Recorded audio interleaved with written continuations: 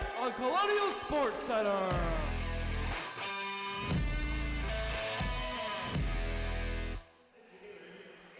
Good evening, everyone, and welcome to a special edition of Colonial Sports Center. My name is Kevin Plaucho. Alongside me is Cam Macariola. And we've also got Casey Irwine on the sideline. We'll introduce him a little bit later. Cam, this is the 4th year that CSC has been live, a special edition at the UPMC Events Center for Madness. I know you've been on once, I've been on once, now we're hosting together. Cam, this is just going to be a very fun night all around. Yeah, I'm super excited to meet these teams, and we got some cool merch handed out earlier. We got ourselves a nice Bobby show Mo off. hoops. KP hasn't gotten one yet, so Not we can yet. stare at it in jealousy right in front of us. Yep. But I'm really excited for this.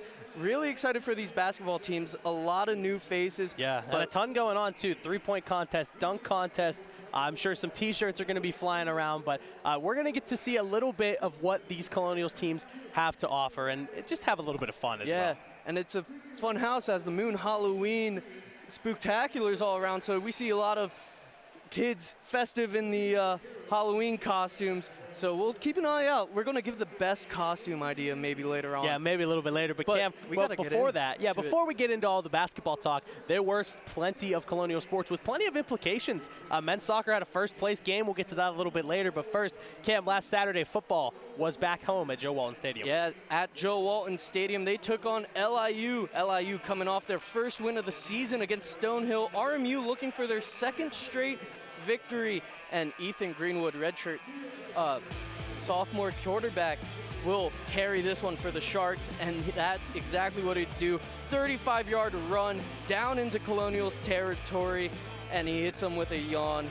He would be lightning all day long.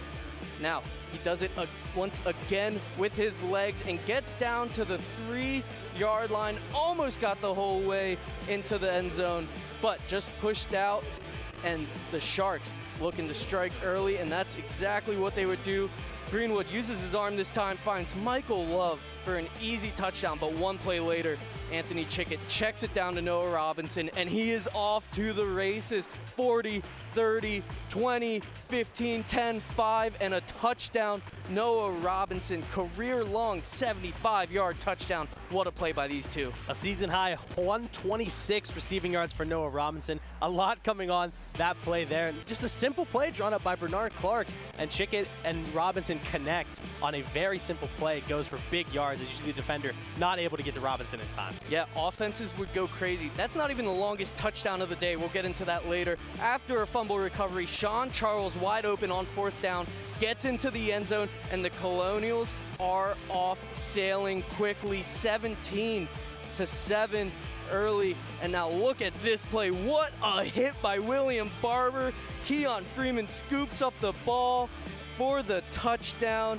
Colonials, what a hit this was. Yeah, Colonials getting out to a big lead there. William Barber gives Ethan Greenwood a shave and a haircut with this play. Watch this hit. Boom! Right off the right side, just demolishes him.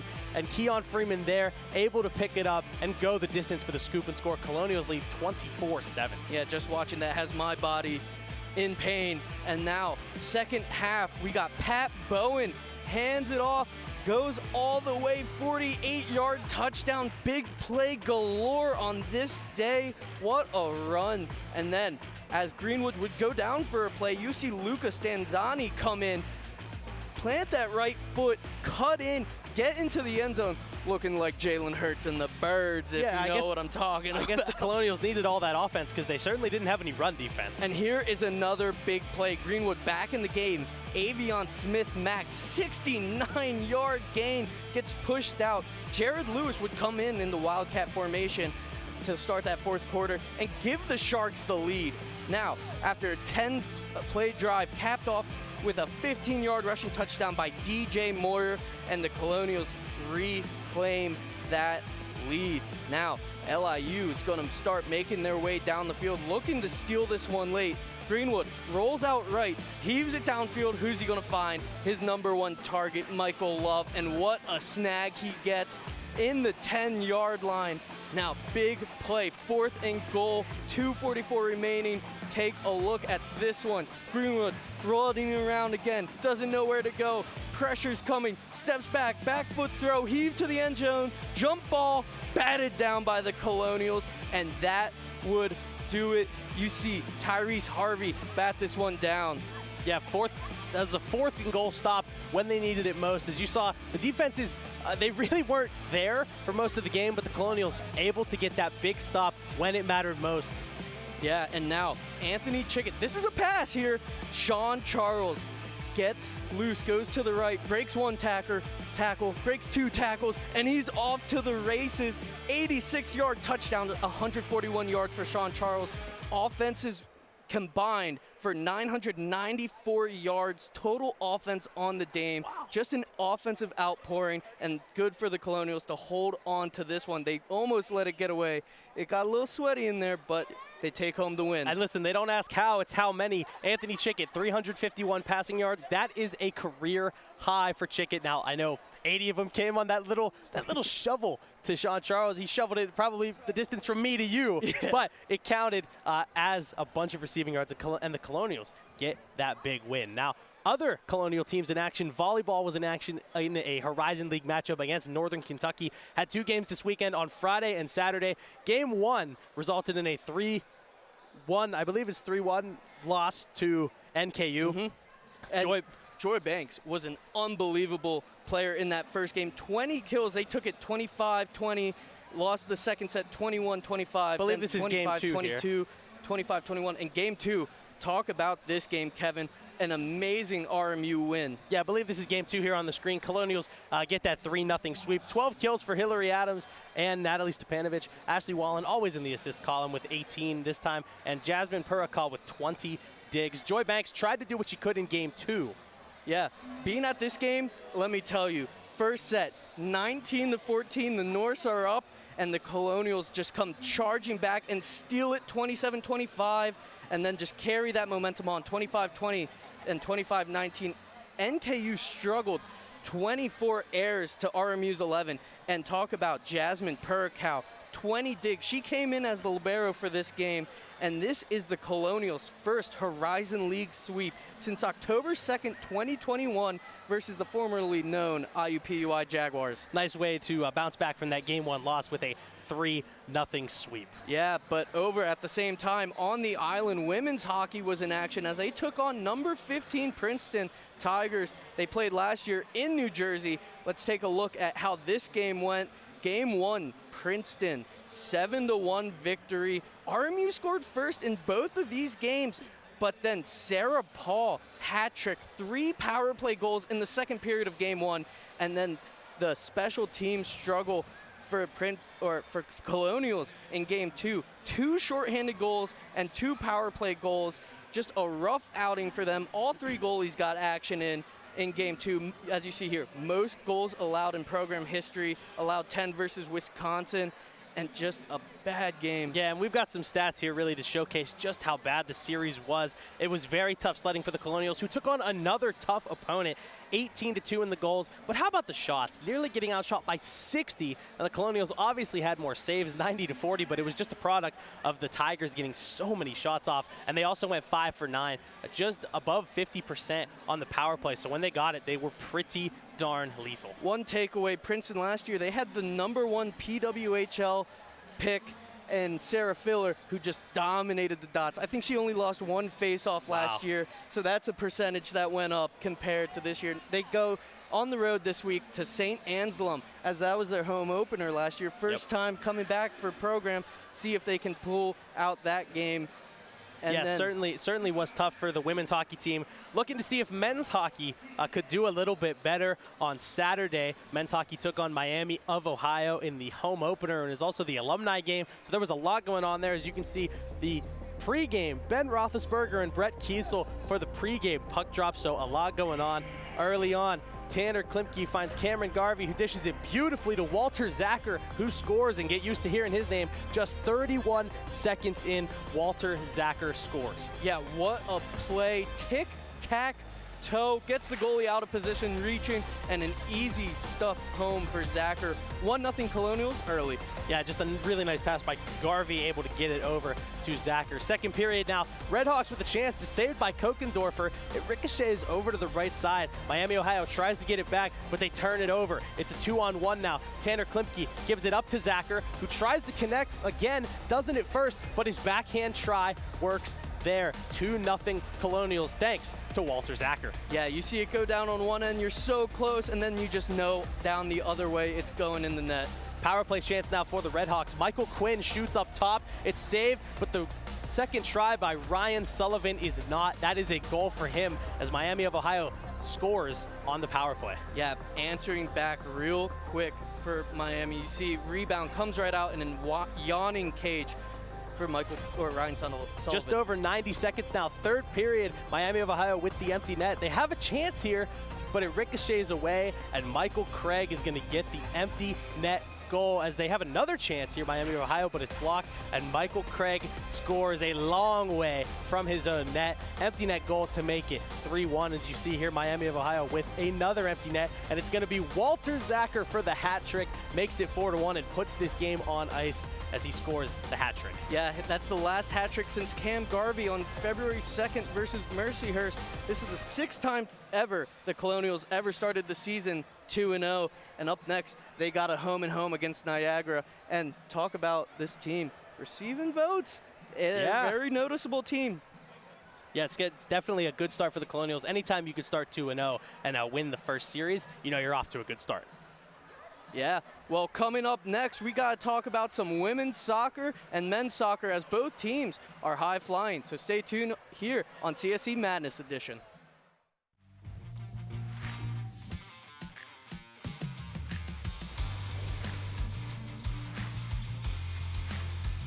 Lifted up and in, GM Petro.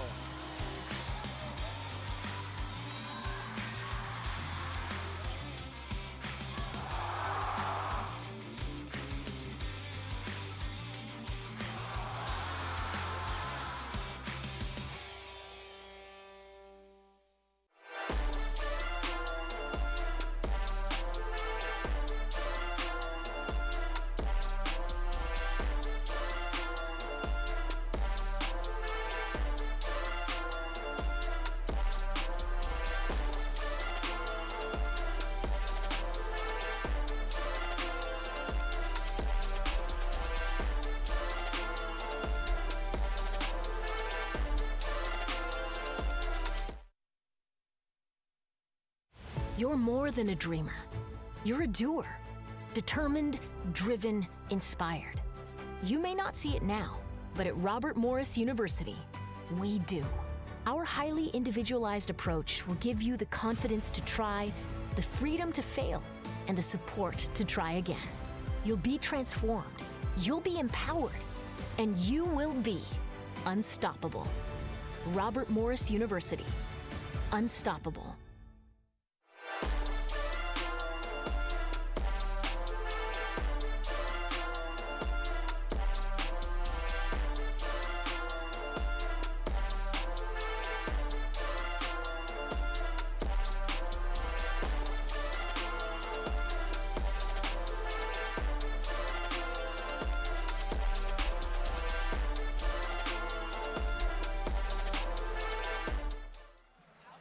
Welcome back to Colonial Sports Center Madness Edition, live from the UPMC Events Center. Crowd starting to file in here. And Cam, I think we made the consensus pick so far that the best costume that we've seen, amongst the kids at least, is the Teenage Mutant Ninja Turtle. That's the first one I saw. The mask looked popping. The green, you can see it from a mile away. But let's head over to Casey Irwine to get his thoughts on the atmosphere so far. Casey. Thanks, guys. My name's Casey Irwine. It's a great night for some madness and for the Moon Halloween Spectacular. What a better way to start off your spooktacular, my bad, than having to see Cam's face to start off your night. I'm just playing, but, you know, it's a great night, a spooky night, lots of costumes around. I saw Peely from Fortnite, so that's going to be really interesting with this costume contest coming up. But we got a few players who they were not just playing around. They were dominating this past week for RMU Athletics. 6 awards this week for RMU Athletics. We're going to start off with Football, you saw their big 45-31 win. Anthony Chickett, 19 for 25, 351 yards, and 3 touchdowns. And then you move on, defensive side of the ball. Defensive Player of the Week, Keon Freeman, 14 total tackles, 2 for loss, and a fumble recovery touchdown. Men's soccer, John Paul Mabutha, 5-0 win versus Green Bay, and he had 2 goals in that game. And men's hockey, 2 big wins versus Miami of Ohio. Offensive Player of the Week, Walter Zacher, and the goalie of the week, Corey Kokendorfer, new faces, as well as the rookie of the week, Trent Wilson. Guys, great week for RMU Athletics and a great night here for both the basketball teams. Thank you, Casey. Well, let's hop into what those teams were up to. We're going to start off on the women's side, though, as they took on Green Bay. Kevin, break down what happened in that game. Yeah, women's soccer against Green Bay, looking to get back on the winning track. This game would end up in a tie as we take a look at the score here. Tied 1-1. Colonials moved to 4-4-6.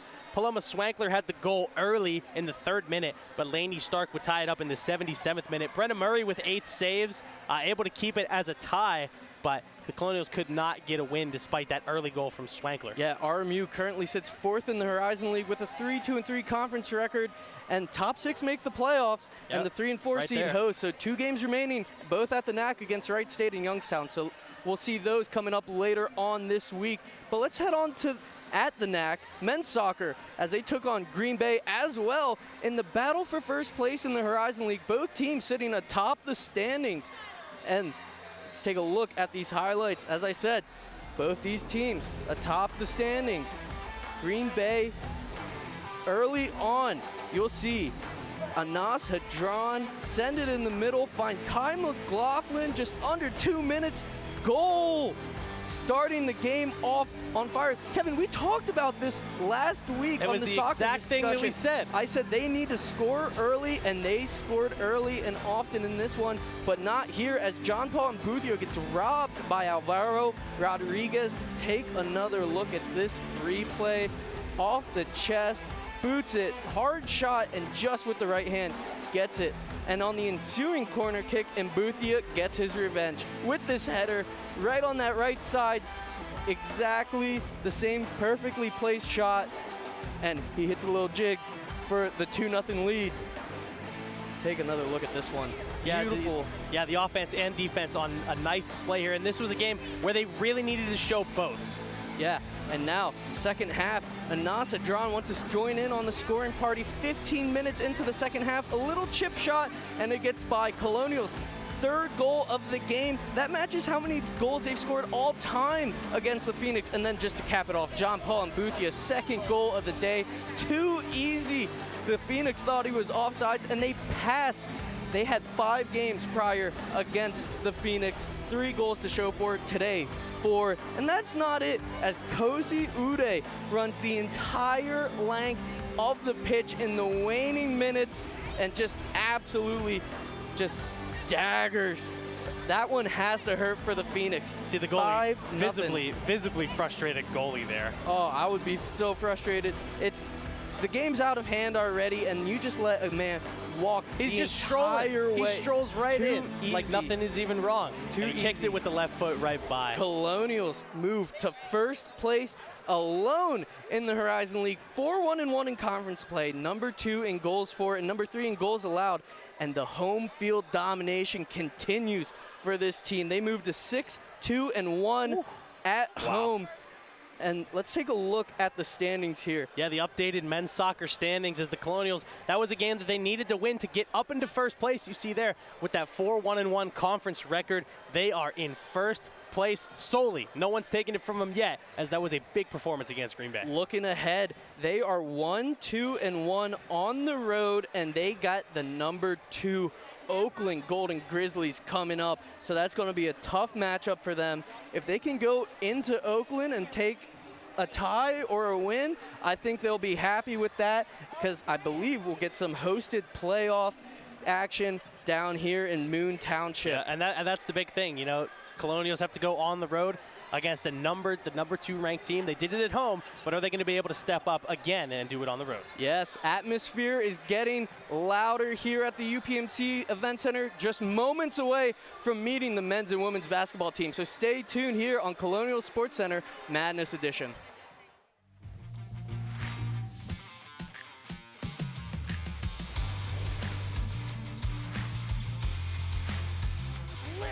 up and in, GM Petro.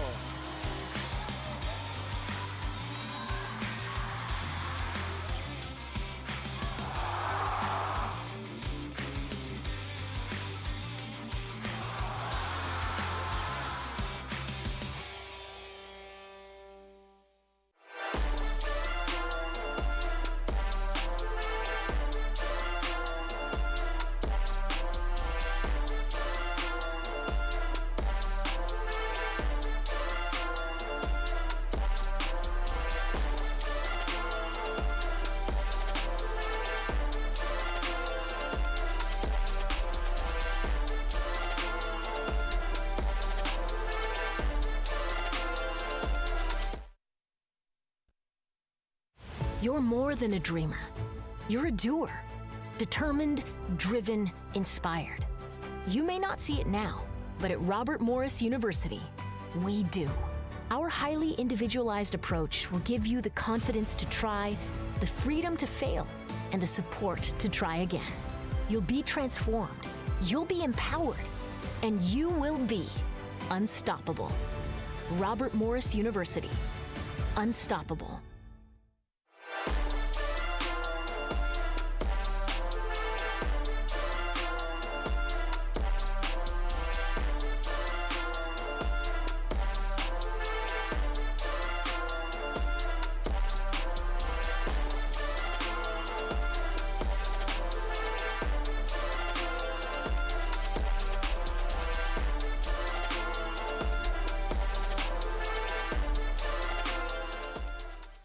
Welcome back to Colonial Sports Center, Madness Edition. We are here at the UPMC Events Center, and the crowd is filling in. We got a lot of costumes. A lot of teams are here to support the men's and women's basketball team. Kevin, what about this day that makes it so special? I think it's just the beginning of the real fall sports season. Like, you have college football starting, but you know that winter's really going to start soon as college basketball starts. I believe opening day is November 4th for the men's and maybe a day or two later for the women's, but just signifies the changing of the seasons, and here we are. The Colonials have another chance to do some damage in the Horizon League this season. A lot of great costumes, as you see there, Deadpool, ninjas.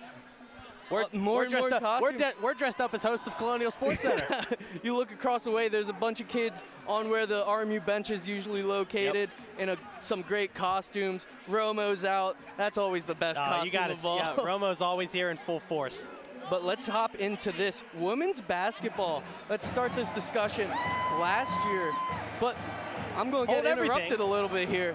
The teams are coming out, or we got some actions going on. That's right. The band, loud music, and it's just a great time here. We're ready to get rolling at Madness, ready to meet these teams. Yep. Can't meet these teams without an introduction of the band. They're always at every game, every home game, making their presence felt. Yeah, some great music, great anthems. Gotta get in here and chant the RMU part. That's right. Take a look at them marching around. Crowd's getting into it.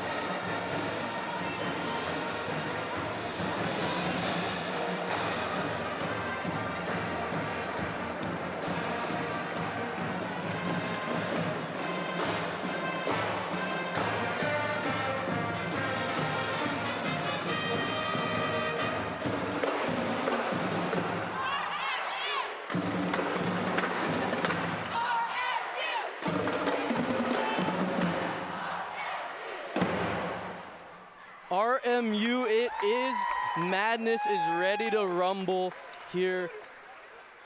We'll see what the band's up to. They got another song. They're moving towards the middle of the court. But man, what a time it is. Basketball is back. My favorite sport to follow, to watch. Final year with Colonial basketball for us as students, so we got to savor this moment here. Looking for a good send-off, right? Yeah. Hopefully a good send-off for both of these teams. Both teams. Early on, the preseason rankings not showing that they look good. Not favoring them very much. But I don't know. It's a whole lot of fresh faces. And we'll talk about women's basketball last year's season totals. They went 6-24 overall, 2-18 in Horizon League. Let's take a look at some stats here. Yeah, certainly just not what you wanted to see if you were the women's basketball team. some fresh faces. That's going to be the theme of the night, I think, including on the coaching side. Former head coach Charlie Biscaglia left amidst their 18-game losing streak that would close out their season. As you see, they're 6-24 overall. Luella Alana, a major name in some of the stat categories there. She was a very fast, short, and crafty point guard. She was able to get steals. She was able to be a nice facilitator, but she's not on this year's roster. Now, you still have a main core of Simone Morris, Danny Vuletic, Alejandra Mastrol's back for her final season, but some more fresh faces coming in, and that's the reality of life with the transfer portal. Yeah, it was not a thriller season last year. As Thriller Music's playing, they finished dead last in the Horizon League in offense, field goal percentage, and three-point percentage. That 18-game Horizon League losing streak still looms over the team currently. It set a record for them, but just a rough time. As you said earlier, Coach B resigned 12 games into that losing streak on February 12th. So it's a new, fresh-faced Coach McCabe ready to take over this RMU basketball team. And let's take a look at Coach McCabe's resume as she played her college ball in Providence from 2008 to 2012, and then began her coaching career at Bethune-Cookman as an assistant coach, moved over to George Mason, and there helped lead that program to their first winning season in 17 years, and then went to UCF for a year, and now she is a Colonial head coach, and hopefully she can bring that winning way from George Mason here to Robert Morris. Yeah, we'll see if she can help lead them, the Colonials, to a winning record, something that they haven't seen in a while, back in the days where they were in the NEC and dominating the NEC and seemingly going to the tournament every season or every other season. But, you know, it's going to take some big work from Coach McCabe to really turn this team around. Obviously, it's a process. You know, you got to trust the process. And it's certainly going to be a challenge, but we'll see if Chandler McCabe can come in and get it done. Yeah, I'm excited to see them walk out to some loud music, beautiful light show here at Madness, and talk about these new faces on this Colonial teams. All the students here are going to meet who these players are, get to see their personalities shown a little bit. As you know, a lot of Colonials players have a lot of personalities that you don't get to see quite often. Yeah, actually, absolutely. And, you know, pardon me for glancing around the camera here, but just taking in the atmosphere. You know, I think one of the things that we're so lucky to be able to do, Cam, is sit courtside and have that courtside experience. You know, usually we're sitting up in the seats, which is not much worse of a view. Yeah, I want to look up and just see all the faces around us. Yeah, a lot of faces, a lot of students. A lot of students, costumes. It's a fun atmosphere to be here. Well, Cam, women's basketball, we talked about them. We're going to talk about them some more. It's a lot of new faces. The women's basketball roster breakdown, some new faces. You have some nice rebounding presence still with Danny Vuletic, Naomi Barnwell. We're going to talk about her a little bit later. But I think the thing with this Colonials women's basketball team is the offense, and they haven't ever really been able to generate much of it since they've gotten to the Horizon League. If you have some new faces come in, some of these point guards, some of these forwards come in, maybe they can generate some more offense, because it's what they need to hang in this league. You know, maybe you could have grinded out games 50-49 in the NEC, but not here. It's a much different league. Yeah, you look at the roster breakdown, 8 returners to the team, 1 freshman coming in, and 7 transfers. So Coach McCabe attacked that transfer portal and took advantage of it.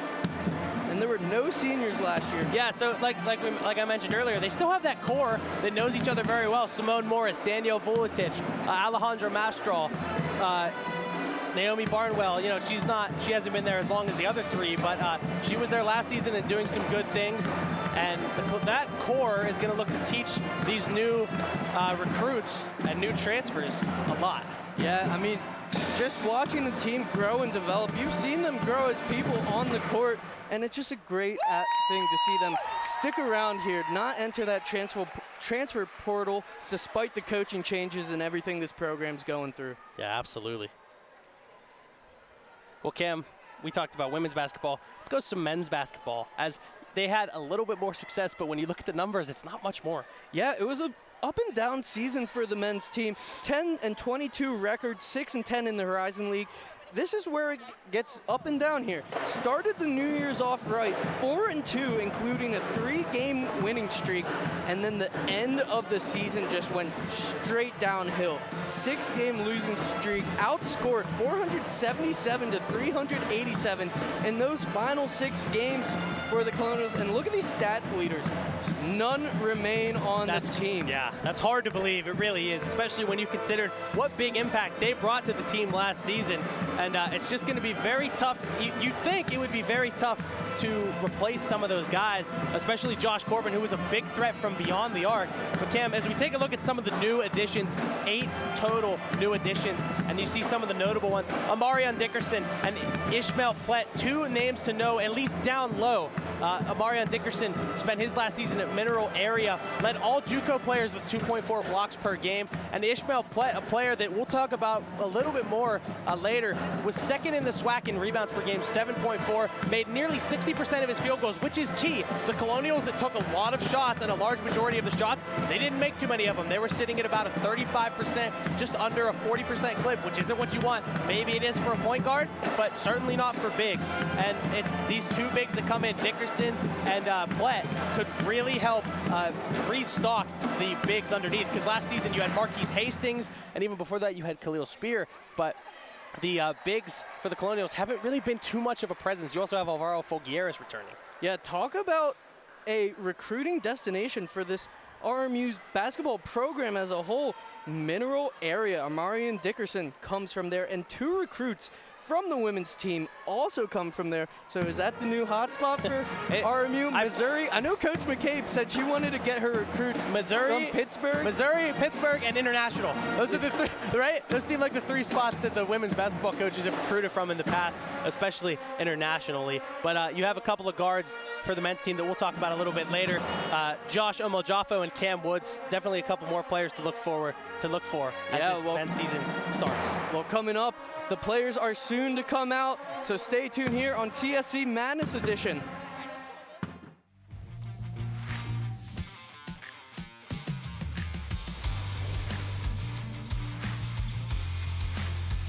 Lifted up and in, GM Petro.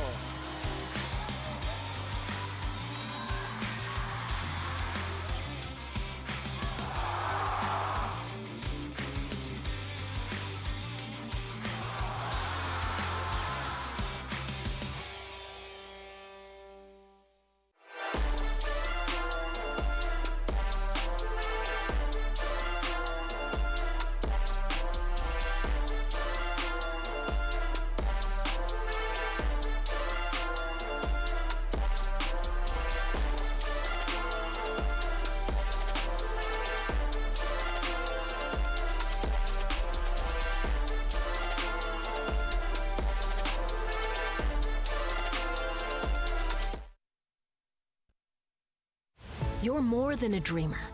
You're a doer. Determined, driven, inspired. You may not see it now, but at Robert Morris University, we do. Our highly individualized approach will give you the confidence to try, the freedom to fail, and the support to try again. You'll be transformed, you'll be empowered, and you will be unstoppable. Robert Morris University, unstoppable.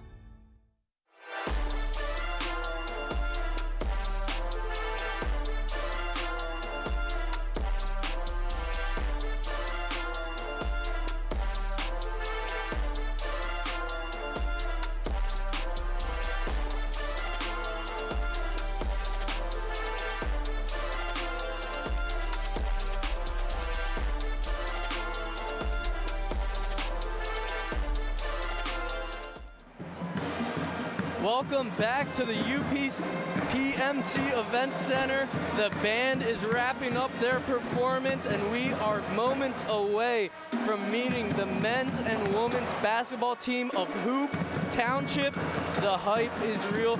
Big question marks on the board. We get to meet all the fresh faces on these teams just moments away. Kevin. Yeah, Cam. back here at the Events Center as you, the premature toss back to me, I appreciate that. But it's okay, you do it all the time to me back in studio. that's very true, I sure do. As the band here winds down and we get to meet some of these players, here's what I really like about the three-point contest and the dunk contest that's coming a little bit later. We get to meet some of the players that could be major contributors. I talk about the dunk contest. Ishmael Platt, a player that I've watched some highlights of, and I really like his athleticism. He's big, he's tall, he's very muscular. Now, as we've seen in some of the past with some of the RMU men's basketball bigs, they've just been sort of, you know, more like power forwards, not like really center types. Yeah, but now their roster doesn't even have a center listed down. Right, their roster doesn't have a center listed, but that doesn't mean that these players can't come in and play the center position. I mean, last year we saw some monster dunks. You saw Stephon Walker down in Xavier. Marquise Hastings not here with some massive dunks. Right, and that's so right. And you know, we've seen some athletic guys, but those are from guys that may be just a little bit smaller. I believe Platt's on the 230 side, so he's a very big player, and he could make a major impact down low and just be like a bully ball type player. Which, you know, Khalil Spear was kind of a bully ball type player, but he was more on the athletic side. We were just waiting to see what kind of dunk he would pull out every other game. But if you have some of these bully ball type players, kind of like a Dane Danger that was at Illinois last year, he's a player that could really make a big impact. Yeah, and talk about hype.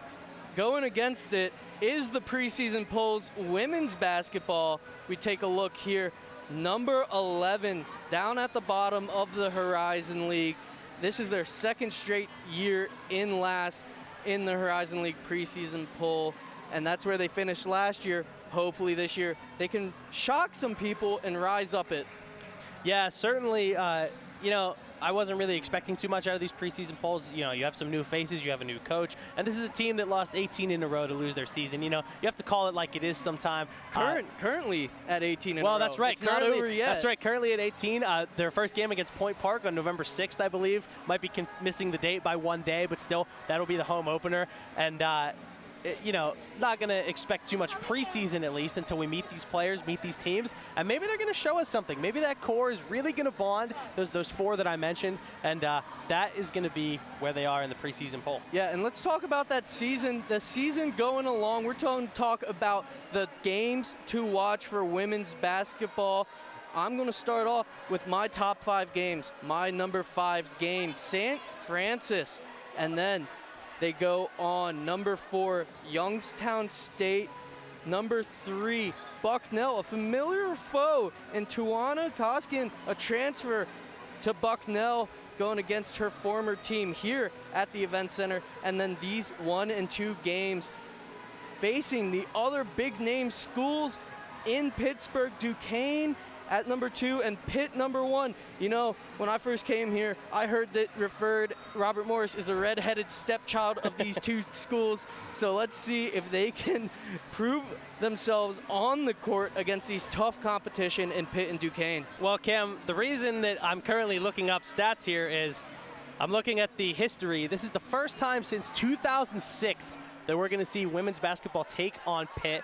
And unfortunately, I see a lot of red over there. Well, I was just going to get to that. You see a lot of red there on the screen.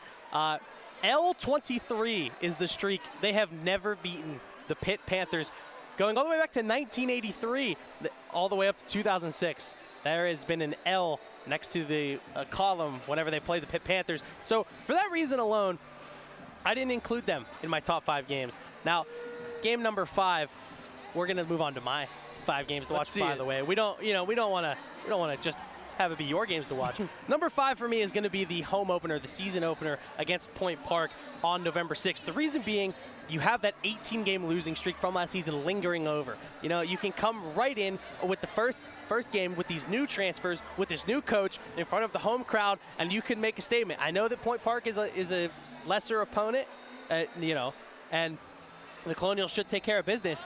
But it would be really nice to get off to a good start in the first game of the season. Number 4 at Milwaukee. They've had some close games with them in the past. However, they've never beaten Milwaukee on the road. So the fact that this is on the road, the Colonials could play them close once again and get it done. Number 3, you almost have to include Duquesne, the crosstown rivals on the road.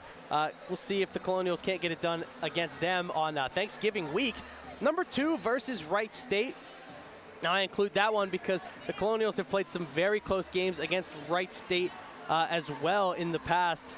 As I try to pull it up real quick because I forget the exact, they only lost by single digits in their latest game, and they've lost 3 in a row to Wright State, but I think they can really bounce back. And my #1 game is versus Oakland on December 18th. I think it's going to be a massive game. It's a team that they've proven that they can beat in past seasons, and that is going to be my #1 game to watch this season. We'll call it the home game against Oakland, as now I believe it's time to see these basketball teams.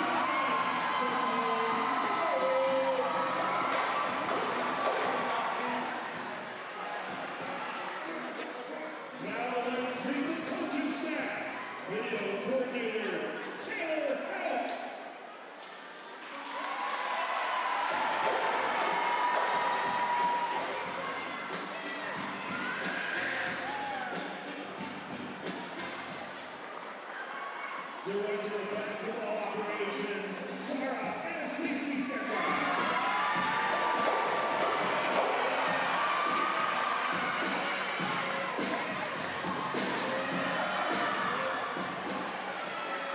Assistant Coach Lauren Edwards.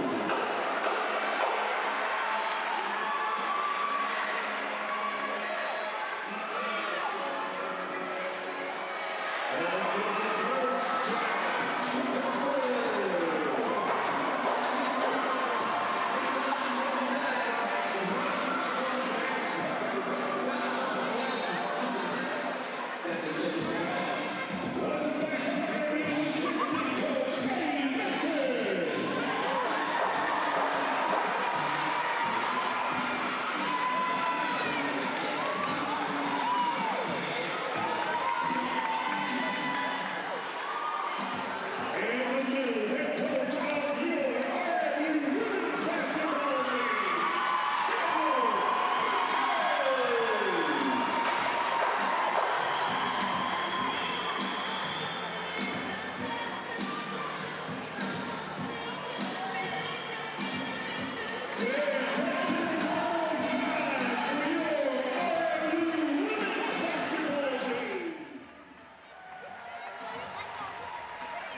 Man, what an elite walkout song.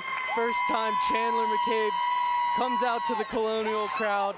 And can you feel the rain on your skin? I can feel the rain of T-shirts. We almost got hit with a couple of them. I caught one. You did catch one. I went Odell right up here. I really this thought is a live reenactment. there was one that was. I got scratched on my head a little bit. There was one that fell that way, and I thought about throwing the headset off and getting one, but we're talking about clothes. The red jerseys are elite. Red jerseys, they look incredible. It's men's basketball time. Yes, they got the hype video rolling. We'll let you listen to this one in just a moment, but talk about these red jerseys. Dude, they are clean. Sweet. Yes, they are. And hey, we've been kind of looking forward to new jerseys for a while now, at least in all the athletics programs, but a red jersey, it's timeless. It looks very good. Yeah, the hype video is rolling. The crowd is ready to meet this men's team. Basketball team with some, I think, impactful transfers that are going to join some. Here they come. Let's take a listen to this crowd erupt when they get to meet this team. There we go.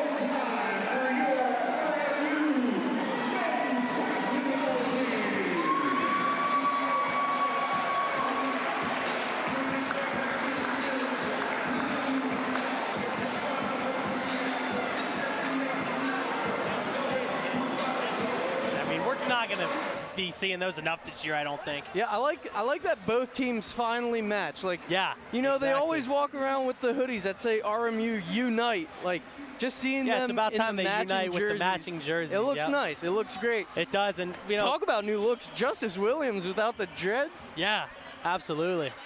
And I will send it. We got Coach Andy Toole on the floor talking.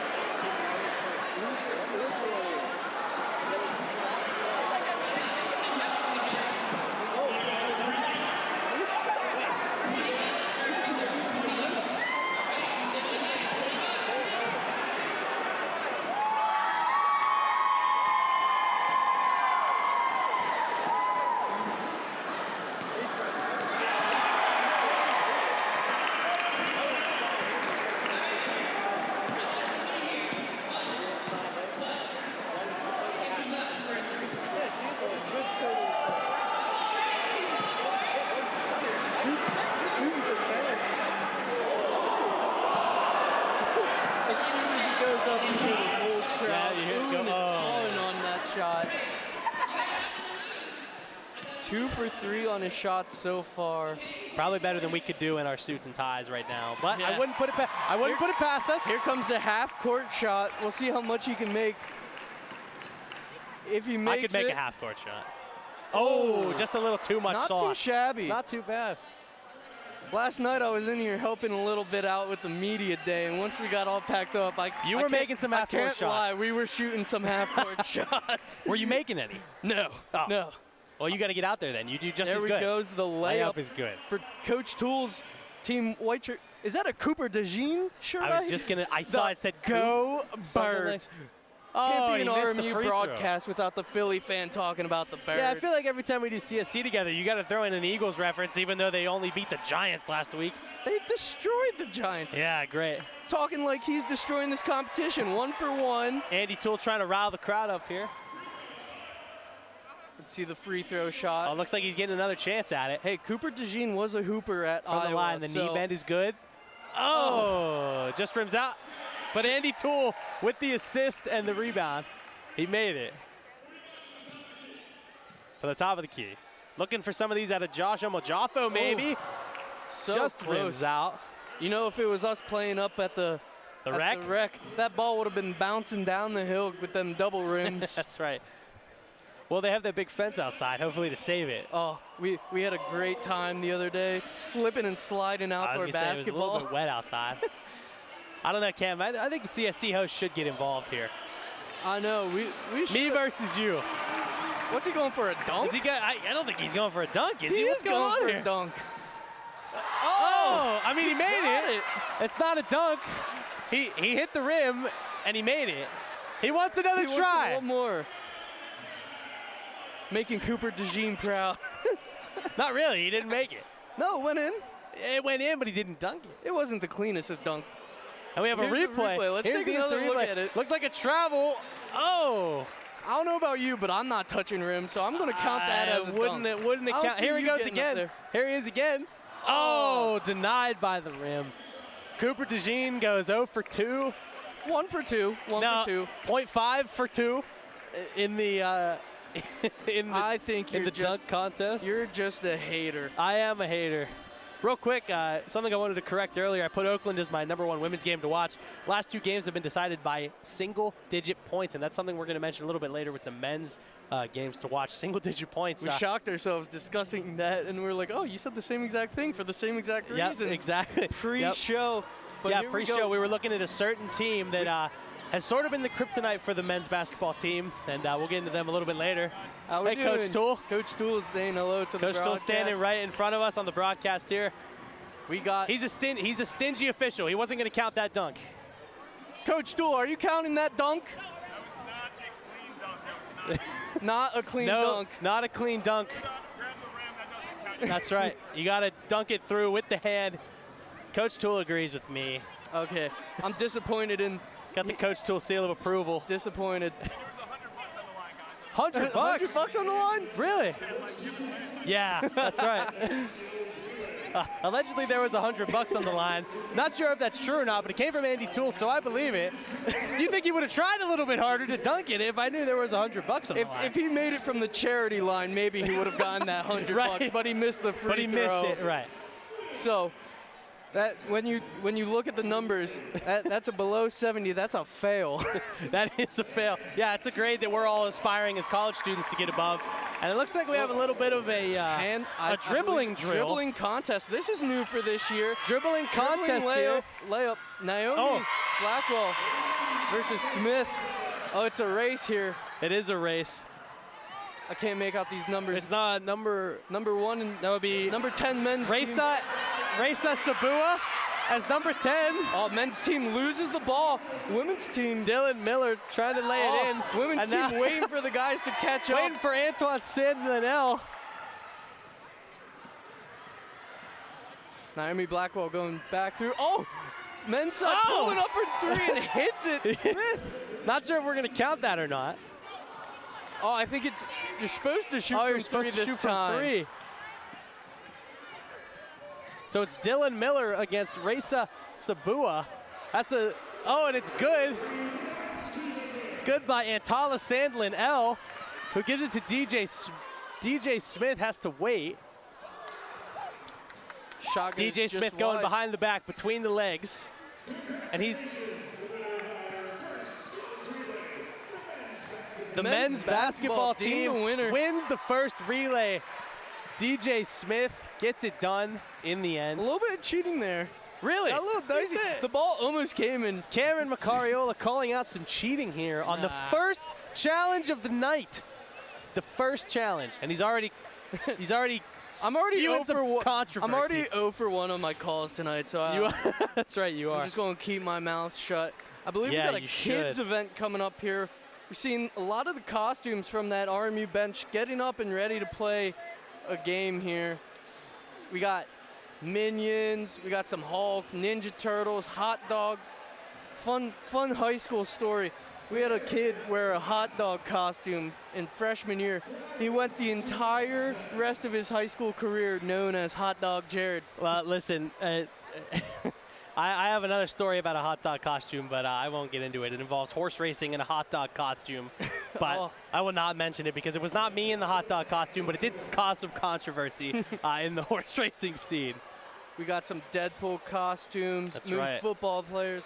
Well, Cam, Deadpool's a lot of kids in a Deadpool costume. Yeah. I don't know if I'm taking them to see that movie. I don't know if I am either. Might be a little bit of, That little bit movie's too rated much. R. Rated R, not for kids dressed up as pirates either, but you know, you got to be a little bit older to see that one. Well, Cam, But they got great costumes, phenomenal costumes. they sure do, and right now we're just looking a little Cobra bit. Kai, I think. Cobra I don't know.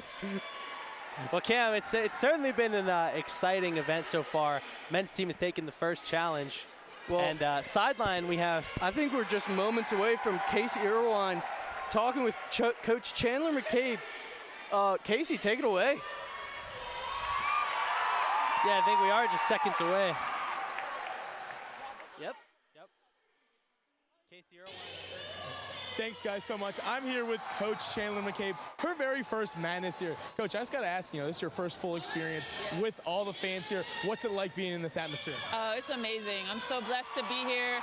We have a wonderful group of kids, and obviously we have the community's backing, students, little kids, parents, and everything in between, and we're just so lucky to be here at RMU. It's your first year at RMU. You've had trips, George Mason, UCF. So you've brought in new transfers, but there's some familiar faces on the team as well. What's the culture and the atmosphere and the identity you want for this team going into the season? Yeah, the identity. So our slogan this year is Moonball. And what that epitomizes is just doing all the little things. We might not be able to throw the rock in the ocean one night. Doesn't matter where you play, doesn't matter what time of day it is, you can play basketball on the moon and you can still win games. So we just want to epitomize Moonball. And, with all these fans here, what do you have to say to them to keep them around? What do you have to show them this season going on? Yeah, I think they're going to really like the brand of basketball we put on the floor. We're going to play really, really fast, and we're going to score a lot of points, and that's the goal this season. Now, quick question. I got to ask, who's competing in the three-point contest for you guys, and is she going to win it all? How many threes is she going to score? Yeah, I'm excited about it. I think we got a good shot. We got Becky, a senior from last year. And we got to transfer Haley. They can really shoot the basketball, and then we have Stephanie as well. So I think I'm gonna put my money on them. All right, thank you so much. Enjoy the day.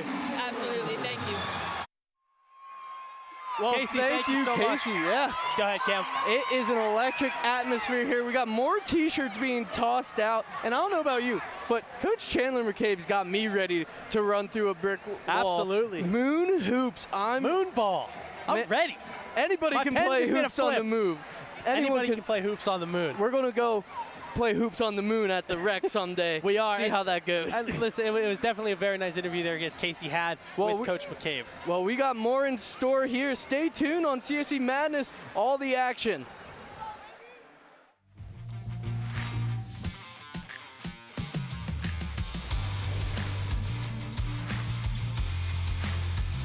Lifted up and in, GM Petro.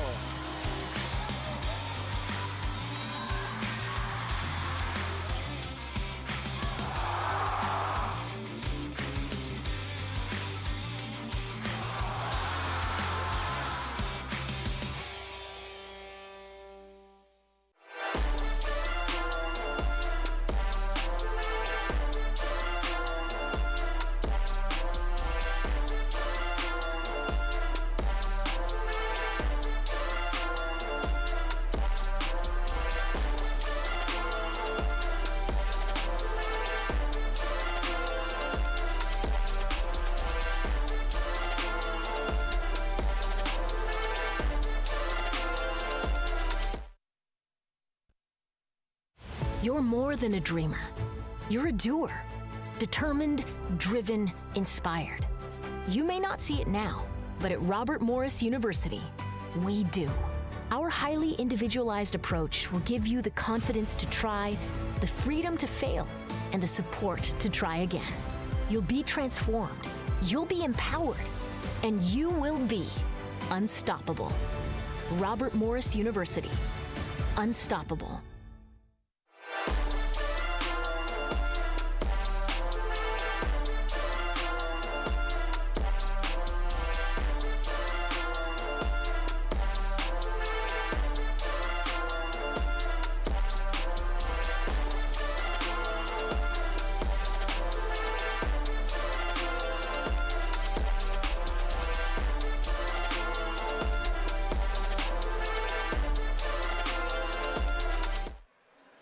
Welcome back to Colonial Sports Center Madness Edition. We just met both men's and women's team, and KP, I think it's time to... It's time for the dunk contest. Dunk contest is underway. We got Josh Omojaffo, the transfer in from Gannon. Spent a couple seasons there. He did some major damage, and here he goes. Ooh, oh, ball placement not so good. We get some boos from the women's basketball team. They didn't like it because it wasn't a dunk. Hey, they didn't like it. I didn't like it because it wasn't a dunk. That's why we're here for a dunk contest. Oh, he gets up, hangs on the rim. That was clean. Josh Omojaffo, the 6'5", 200-pound guard from Hamilton, Ontario. Let's take another look at this. Throws it up, bounces right at that guard where the PSAC dunks Cam, it's a dunk that neither you or I could do. Cam, Josh Omojaffo comes from the PSAC conference that I know very well. I live just 10 minutes from IUP. A lot of IUP basketball talked about, but he was at Gannon. He was the second leading scorer last season in the PSAC, the Pennsylvania State Athletic Conference. He averaged 20 points there, and I know that's against D2 competition. He's stepping up to play some D1 competition. Ooh, we just got another dunk. As we see another dunk there. First try on this one, pretty easy. So the judges for this one, we got Coach Toole judging, Coach McCabe, and the Halloween costume winner, the one that we pointed out early in the show. Prediction, the Teenage Mutant Ninja Turtle Mario. That was number 31, Mario Hansen Jr. One of the new faces that wasn't a transfer, a true freshman, 6'7", 200 pounds. Now we're back into the transfer pool as Amarian Dickerson's coming in for the dunk.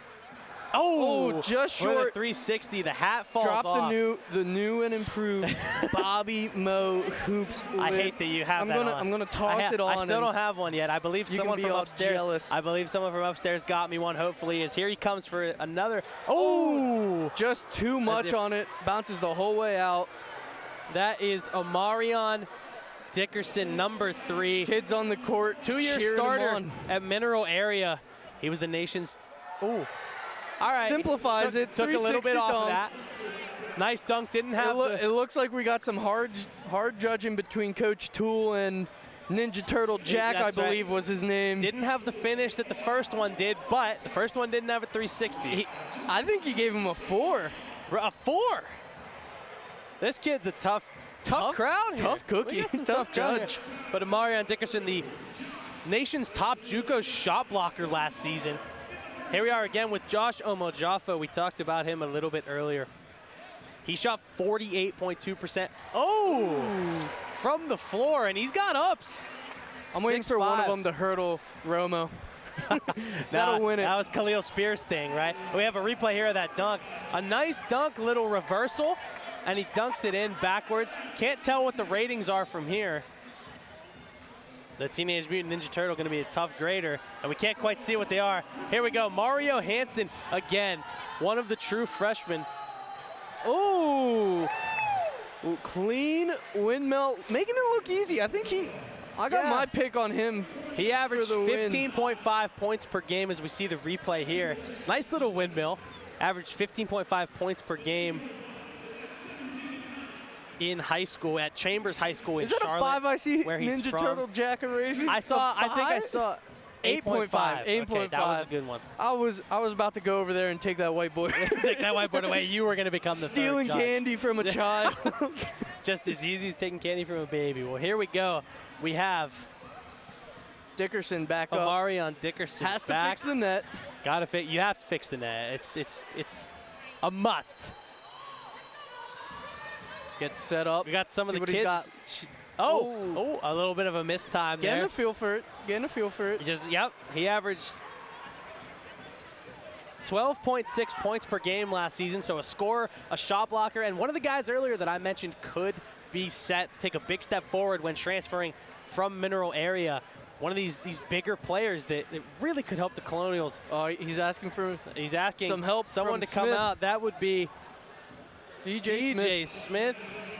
He's looking to dunk over the 6-foot junior. Justice Williams coming out to help him now. Justice Williams. We'll talk more about him. He's got the phone out. I think the judges may be counting this time. And yeah, we got a shot clock here. He's gonna jump over.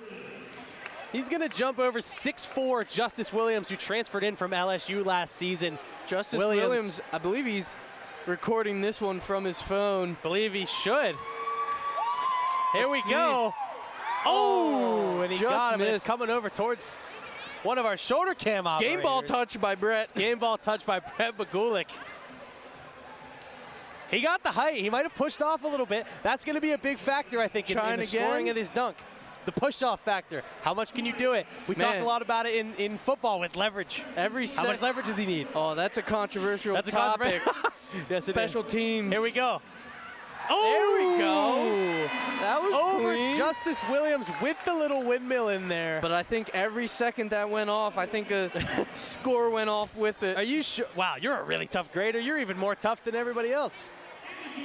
There's a replay. Wow. Nice windmill dunk. And he's got some ups too, man. We've seen some good performances from these guys. 100? Justice Williams. Ninja Turtle Jack gives it 100. Justice Williams, we talked about him a little bit earlier. Averaged 12.3 points per game last season. And he shot 36.9% from the floor. If there was something that I could talk about with Justice Williams, maybe he could become more of a facilitator. Maybe if he has those bigs inside, like Folgieris, like a Marion Dickerson, like an Ishmael Plett, maybe he can have a chance to double his assists per game from last season. I believe it was at the 2.5 range, but he would really need to up his shooting percentage, I think, or he's going to need to become a facilitator. And I talked a lot about that last year with him. Justice Williams, you see him there, number 1, dripped out, I believe, sweatpants in front of the screen. Justice Williams, a guy that I really think, I thought last season he was going to take a step forward, and he obviously did, right? Transferring from LSU, he was going to score, but I almost think sometimes he took too many shots, and he didn't rely enough on the guys around him, mainly at Josh Corbin, who was a three-point presence. But maybe this season, now with the bigs inside, I'm not sure how much of a three-point presence this team will have. We'll see as the season goes on, but they certainly have some bigs that could contribute and could create some more assist opportunities for Justice Williams. Yeah, we got musical chairs starting up for the kids in the Halloween costume, but I think it would be a good time for us right now to talk about that men's basketball team. Yes. We'll start off with some of that preseason poll here.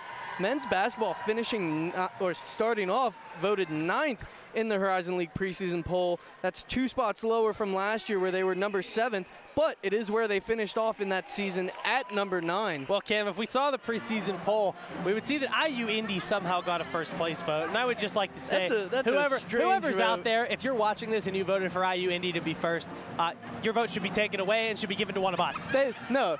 Talk about one of us. They were asking for one of us at their campus. Yeah. Just 2 seasons ago, IU Indy was asking 4 players to come to their open practice and fill their spot because they would play with 4 players sometimes if one fouled out. We're not going to talk about the 5-player game though here that's against that same team. Right. But Cam, we've got more to talk about regarding the men's team. We've got some players to watch. Yeah, I'm going to go with Cam Woods representing the Cams, spelled a little differently, but he went to NC State. This is his 4th year, 4 different teams for him. Troy to NCAT and then NC State, and his minutes went down a little bit last year, 7.4 minutes, 1.2 points per game, but that's in a tough ACC team. Yeah, and he was able to be on that legendary Final Four team from last season, the one with DJ Burns on it. And listen, if he can find some playing time, he could be one of the outstanding guards, because we're really not sure. Like, it's Justice Williams and then the rest. So there's definitely some room for these guys to emerge. Yeah, and get some big playing time. You look at the points per game, 17.3 when he was at NCAT. So good numbers there. Interesting to see how he does. Kevin, how about your player to watch? Well, Cam, as the musical chairs game is getting very intense right now, not too sure why. There appears to always be some controversy in that game, as there's some big screaming behind us. But my player to watch, if you can hear it, is going to be Ishmael Plett. There he is right there, number 45. As his career has gone on, he's gotten more playing time and he's gotten better. He's a very athletic big man. As I mentioned, 6'8", 230 from the Netherlands, but he's athletic. He had a nice dunk last season against Oklahoma, and he's got some nice highlights that really shows just how athletic he is for being a big man. Last season, 7.5 points per game. 7.4 rebounds, and I think rebounding is the major thing. Colonials would spend a lot of possessions last time, one and done, and that's not what you need. Even those possessions where you could get 2 or 3 rebounds, like 5 times even more per game, and you get those rebounds from Plett, it could be huge. And like I mentioned, I'm really high on these bigs. I think they can take a big, no pun intended, step forward, and we could have some nice inside the Colonials could have some nice inside presence. But Ishmael Plett, my game to watch, who averaged 7.5 points per game and 7.4 rebounds per game at Arkansas Pine Bluff, where he spent his last 2 seasons. I don't know about you, but this is a fun game of musical chairs to watch. I had a family reunion in Vegas just this summer, and we had the most intense game of musical chairs. They were wrestling. You can see there we see a little bit earlier. Scream eliminating the zombie cheerleader costume. And there's the men's basketball team there watching, coached by Andy Toole in his 15th season. Oh, early false start. Yeah, might be some penalty for that. Oh, too early. Karma gets you. Yep, too out early of the game of and musical chairs. And now we're down to just 2. But as I mentioned, it's Andy Toole's 15th season. Man, he's been through a lot. As we take a look at this replay here of musical chairs. I'm surprised he can see the chair in that mask. I know, he's doing a heck of a job. Is now down to just 2. Now, Cam, we could be playing musical chairs, but it'd be pretty hard. We have just 2 chairs. It'd be a quick game. You know I'd win. I think no that comment. It'd be an intense game. If you're watching right now, tell us who would win. The pink jacket's going to come off for that game. Pink jacket or navy jacket. Oh, false start. 15-yard penalty. First down. Let's see. Coming down to it. I don't know. This scream, I don't like the hand on the chair. Yeah, I don't either. He just moved it. He's moving it again. Man, the fouls go both ways. Scream goes down. We have a winner. Team is excited. Scream goes down. Oh, good gamemanship, sportsmanship ending it. There. Women's team got a kick out of that. They're just in front of us with their nice red jerseys. As we take a look at the replay here, it stops just in time. And you see, there it is. Music stops. That's just one of many fun events here tonight at Madness. I think she was the heavy crowd favorite. Oh, absolutely. The people's champ and the champ. She was minus 500 odds, I think.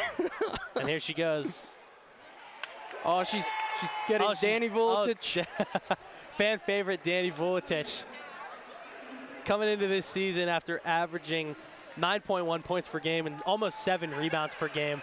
Gets a hug from the winner of musical chairs.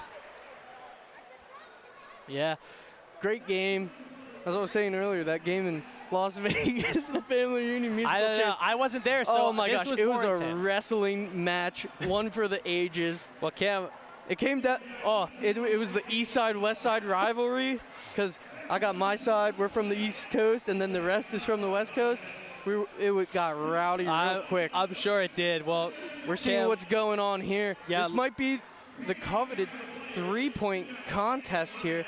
The women's team's up. Danny Vuletic, Alejandra Mastro. I believe it was Danny, Maya, and Alex, I think. Getting the coach to do something. If I heard that correctly, that would be Maya Murray, the graduate student. We've got Danielle Vuletic and Alejandra Mastral, the 3 for the women's team. Maya Murray played 4 seasons at Brown, where she compiled 70 games played, so she's got experience coming in. And she played well in her freshman season. I believe this is a game of knockout we got going here. Looks like it. Those 3 for knockout. 2 vets, with Coach 2 McCabe. new coaches, and a freshman. That's right. I don't know. Knockout's just as chaotic as musical chairs, I think. Coach McCabe needs to get that rebound in quick, and she missed. Maya Murray looking for the elimination. A little bit of dirty play from Coach McCabe, knocking the ball away. But she gets it. But Maya Murray stays in. Danny All right, Vuletic Danielle Vuletic, lethal from the free throw line. 2 makes in a row, 3 makes in a row. Pressure on Maya Murray. And it's no good. Danielle Vuletic. Oh, money from the free throw She hasn't line. missed yet, I don't think. The patented and one stomp. Two coaches versus the Danielle Vuletic. And they just keep making them. It's a Chandler McCabe Danny misses. Oh, she's I know where she should be McCabe. shooting from. Danielle Vuletic, get her on the free throw line. We got Coach This is the Sarah. worst. By the way, this is the worst part of knockout, the end. Whenever you have to run and get the ball every time. Wow. I think Danielle Vuletic, I think she's only missed once. Oh, I think Coach Sarah's only missed once. No one wants to blink. We could be here all night. Oh, there we it is. finally have a the miss. chance. Oh, but Danny. Chance not quick. taken. Danny gets a chance. Throws it up. Off the Now rim. Danny. All right, and we're back to square one. We could be here all night. I think after this, we're going to get the winner. Oh, my goodness. Whenever You said that's gonna come. Coach Sarah. Coach Sarah, the last name, Anastaskiza. We'll go with that. Tough But she name. comes up just short to Danielle Vuletic. Danny Voltage. I bet Danny's going to be excited to hop on the mic here. It was lethal. From the free throw line. We'll let her catch her breath here. And then in just a moment, she'll Fan join favorite Casey Danielle Irwine. Vuletic. Got to get the Gonna celebrations catch up in. with Casey Irwine. And that's some good cardio to burn, man. Gamma knockout. That is some tough cardio. Oh, we got Casey Irwine. Looks like Casey Irwine has grabbed Justice Williams as well. We'll toss that over in just a moment. But Danny Voltage with the win in the knockout competition. So, Casey Irwine right now standing by with Justice Williams. Casey, we're ready for you whenever you are. Oh, I'm back again now. I'm with Justice Williams returning for the season here at Madness. Justice, you were part of that dunk from Amarion. You know, did he have to give you a little something, maybe just $5 just for you to agree to be dunked on in front of all these people? Oh, nah. I just did it off the strength. I just want him to win a dunk contest, that's all. And coming up on this season, you know, big opponents are, you know, you got West Virginia, you got Oakland, who, you know, big name in March Madness this past season. Who do you look forward to most this season, maybe getting a dunk of your own? Everybody. I feel like we got a good group going into the season. You know, we've been working hard over the summer and this fall, so, I mean, everybody on the schedule. And, you know, what has been the biggest thing for you to improve on? You're looking back at last season, this season, what do you want to show everyone and show the Horizon League? I feel like I have a bigger role in my leadership, just coming back, being a returning guy on this new squad. So just having that leadership role and bringing all the new guys and the freshmen in and just kind of showing them the ropes. And with those new guys, you know, how do you feel about them and, you know, what they've brought to the team and what they can still bring in the team and bring new culture to RMU? I mean, it's early, so I mean, we can't really say or put too much expectations on what the role might be in the future, but I feel like they've done a great job of doing all they could over this time that we've been together. Thank you very much. I have to say, the chain, you know, it's popping off. It's shining on our camera. Good stuff there. Good congrats, and good luck on the season. I appreciate you. Thank you. Have a good one. thank you, Casey Go ahead, and Justice. The chain is dripping, sparkling, and we got up next gymnastics. Our cheerleaders are going to put on a performance here. Trying to get settled here. Laptop's dying. Laptop's Gotta dying. plug it back in. We thank Casey and Justice for that interview. Justice Williams, mentioned him earlier. Listen, it was always going to be a step forward for him off transferring from LSU, but he averaged upwards of 12 points per game. And his free throw percentage was very good as well, 83% from the free throw line, which is, listen, it's a spot where the Colonials haven't exactly sparked in the past. They haven't exactly succeeded at the free throw line, but Justice Williams, if he can continue to do that, he can spearhead a nice free throw percentage for the team. And let's see if those new additions will also spark this Colonial offense. As you take a look once again, Cam Woods, Marion Dickerson, Josh Omajafo, and Ishmael Plett coming into this team. Good transfers, and you know, NIL is a new thing these days, so hopefully that is worth the investment for these guys. Yeah, I was curious to know, we're never going to know this, but I wonder how much Justice Williams cost to pry away from LSU. I know he was looking for a new home anyway, but yeah, there are the notable additions. Listen, the one thing that we really don't see on these guards, Cam Woods and Josh Omojafo, we don't see too good of three-point percentages. You know, 32% for Omojafo is decent, but you'd like to see somewhere above 35%. And maybe, just maybe, that opens up a little bit more inside for those bigs, Dickerson and Plett. Yeah, I'm real excited to see what they can bring to the table. Just a lot of unknowns overall. And once we get boards a few and games, offense. Right, and once we get a few games into the season, maybe we'll get a little clearer picture of what this men's Colonials team has to offer. Yeah, well, coming up later, we still got the three-point contest in store. So stay tuned here on Colonial Sports Center Madness Edition.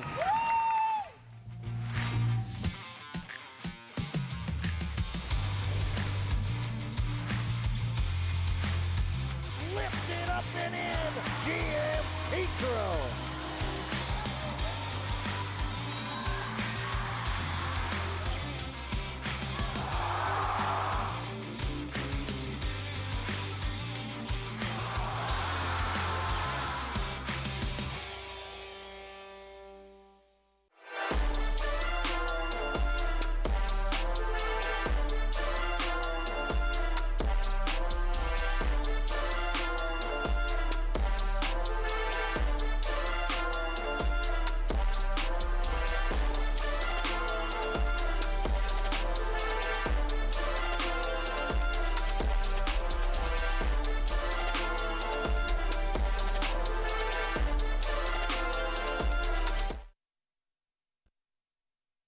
You're more than a dreamer.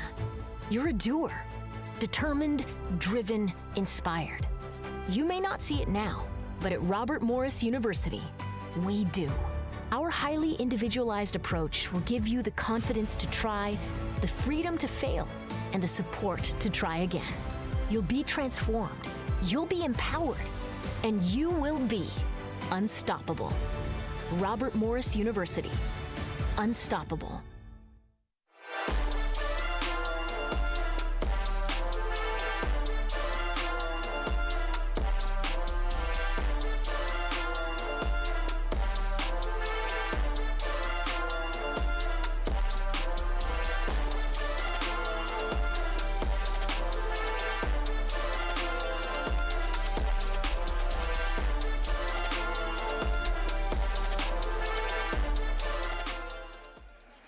Welcome back to Colonial Sports Center Special Madness Edition live from the UPMC Events Center. Cam, listen, it's been a fun night so far. We've gotten a dunk contest. We've gotten a lot going on. We've got some games, some interactive games with the fans, the students, the younger kids. But Cam, we talked a lot about men's basketball before the break. Let's dive in just a little deeper to this women's basketball team. Yeah, we got new coach Chandler McCabe, and she is bringing that Moon Township energy. Moonball. Moonball. We heard it earlier in that interview, Moonball, and we have a quote from earlier from when she was introduced. Yeah, I want to be a perennial, quote, I want to be a perennial mid-major powerhouse in 10 years. I'm really focused on tomorrow, let alone a year, but in 10 years, I would like to be a household name, end quote. And Cam, that's just, that quote I think holds some big weight. Yeah, that's some big weight. It speaks volumes. As you see, she has loyalty. It sounds like her first head coaching gig here at Robert Morris, and just she wants to build this program and be proud of building it up. And it's not going to be just like the one and done and moving up to a higher spot. I think she's committed to building this women's team up, and hopefully she can do exactly that. And she's being aggressive in the recruiting, the transfer portal, and it's just going to be a new face for the Robert Morris women's basketball team. If I'm not mistaken, that was the Chick-fil-A shootout, which I have not done yet. I've done it plenty of times. And I really would like, the sources. I would like to do it once before I graduate. So, but about McCabe, you know, she's won where she's went. You know, Bethune-Cookman, she was on the staff for when they had their program record in wins and conference wins back in 2017, 2018. George Mason, she helped lead that program to their first winning season in 17 years. Yeah. So if she's doing that, if she's taking programs that have been perennial losers and taking them back into winning programs, and you can programs that win. And you can see she's the Women's Basketball Coaches Association 30 and under honoree in 2018. Yeah, and that was back when she was helping Bethune-Cookman on their season. And listen, she's played too. She's not someone that's just been a coach. She played at Providence for 4 seasons from 08 to 12.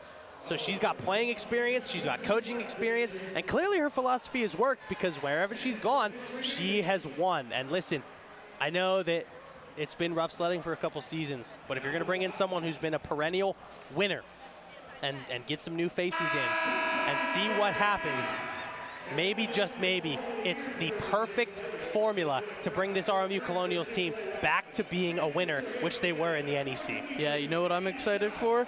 That three-point shootout after watching a lot of bricks right there, unfortunately. That wasn't by the teams, though. That was by the I know. students. I need to see some clean shots I need to go see some up. makes. I think we are just moments away from it. And I see the women's roster, they're rolling out Haley Unger, and then I can't see the number. Looks like Stephanie number Theodosikis. We got Stephanie Theodosikis, Rebecca Duomo, and Haley Unger. Those are the three that I believe will be participating. From the men's side, it looks like DJ Smith is up and getting ready. Trying to peek through the lights and the women's basketball team. Alvaro Folgueras, and then Alvaro Folgueras. Folgueras, I feel bad. I got it, don't worry. You can carry me. Somebody can say his name. And then my player to watch, Cam Woods, carrying the cams. Yeah, I'm not sure that Ishmael Platt is much of a three-point shooter. Would like to see him. I would have liked to see him participate in the dunk contest. Let's take a look at the rules of this three-point contest. Rules. Very team good. format, 3 teams with a men's and women's player on each team, 45 seconds, 4 racks of 5 balls, totaling 20, if you can do math. Each contestant will shoot 2 racks. Thanks, Cam. So we will see. I don't know. 4 times 5. It's difficult. Listen, we don't got enough hand. We don't got enough. We appreciate gotta start the clarification of the rules because, as always, these types of contests can turn controversial in a hurry. As you wanted to make musical chairs, oh, that's always a controversial. You wanted to make everything controversial. But as we recap once again on the women's side, we have Stephanie Theodosikis. We have Rebecca Duomo, and we have Haley Unger. And on the men's side, standing adjacent, we have Alvaro Folgueras. We have Cam Woods. And the third player is currently standing at the rack. It's DJ Smith, who I believe, did he compete in the dunk contest? I don't remember. But there he is, DJ Smith, the junior trying to from Little Rock. See which team goes with which. DJ Smith. Trying not to get him confused with Dylan Miller, but he is coming back from an injury. DJ Smith, he played 8 games for Bowling Green last season, then was out with an injury. He averaged 10.4 points per game in his sophomore season at Little Rock, so he's definitely one that has been a proven scorer. And right now, we have Rebecca Duomo shooting for the 3-point contest. DJ Smith and Rebecca Duomo look to be the first team up. 1 for 1. DJ Smith, 1 for 1. Misses the second one here, makes the third. He makes another. Starting to find it. Oh, that one rattles in. As now we have Rebecca Duomo shooting. The 0 for 2 to start. Top of the rack. There she is. Makes one. Misses the fourth as the third basketball goes rolling away. The first rack that is done. There's a countdown. And I think, were they expected to shoot just those? Well, there's DJ Smith. He's shooting more, I think. Or is he just practicing? They made him stop and it cooled him off. Yeah, I don't know what that was about. He does make one at the buzzer, though. 2 for 3 when he restarted. Not sure what that was about. Maybe tried to ice him a little bit. DJ Smith, he was getting a little too warm there. All right, I'll admit it. Some controversy already. I'll admit it. Already. I tried to avoid it, but I just couldn't. Here we go. We got really couldn't. Alvaro and Haley Unger coming up. Unger transfer from USC Aikens, and Alvaro,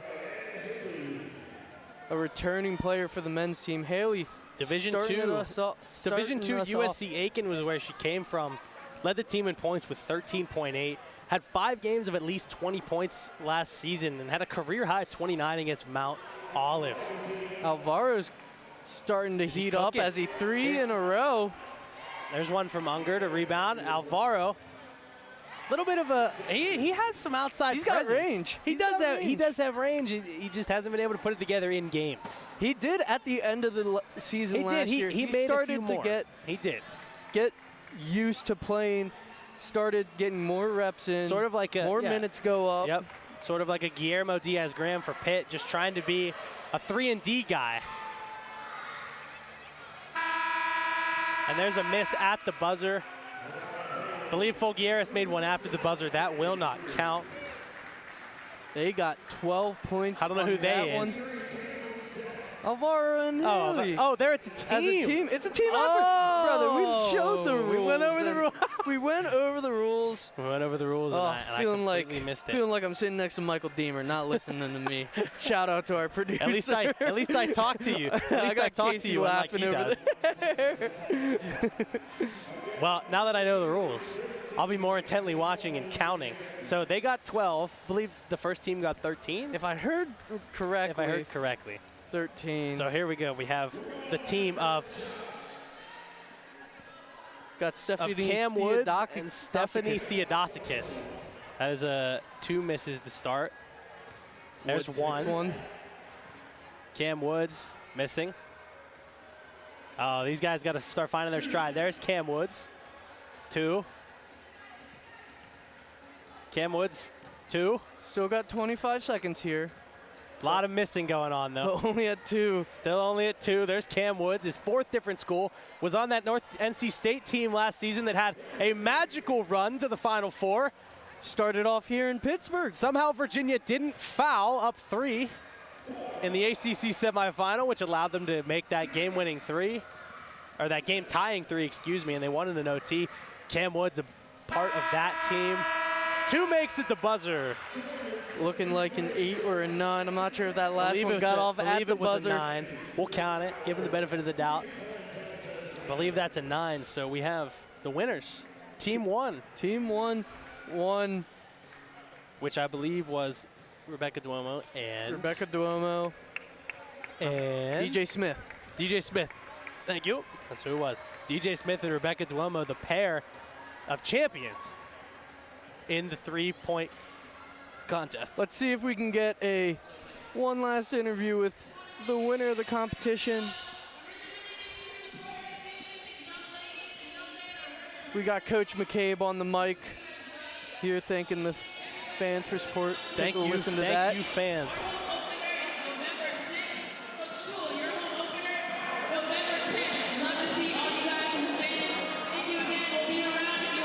So we got the winner here, Rebecca Duomo with Casey Irwine. Casey. By winner of the 3-point contest, Rebecca Duomo, a familiar face for fans here at RMU. You know, this is another madness for you. What was it like being in this atmosphere, but with a lot of new faces as well? I mean, I think since it's the last one, I just kept wanting to enjoy it regardless, and like we have a new team, but like they feel like family already, so just enjoying it. And what do you made all those threes just now. Who are you looking forward to making most threes against this season? You know, a lot of big matchups, Duquesne especially, so who are you looking forward to most? I mean, I'm definitely excited to play against Pitt and Duquesne, like local teams that we haven't played, but like they're good teams, so against those two mainly. And Coach McCabe, obviously, new face. What has she brought to the team? What is she still bringing to this team? Familiar faces as well as her new coaches. Well, she brought like a lot of sense of like family, like that's number one. As like I said, we're a new team, so it's going to be difficult and new for everybody, but like she's brought that sense of togetherness and just a new type of basketball, like quick pace basketball, and not just McCabe, Coach McCabe, just all the coaches all around. And I talked to her already. I heard about your moon ball, so what's it like playing that? What's that going to result in? It's fun. It's fun. It's faster pace, and it's just like quick basketball. Like Coach Eddie said, it's basketball without rules, so we just get to play and enjoy the game we're here for. Thank you so much. Congrats on the win, and good luck this season. Thank you so much.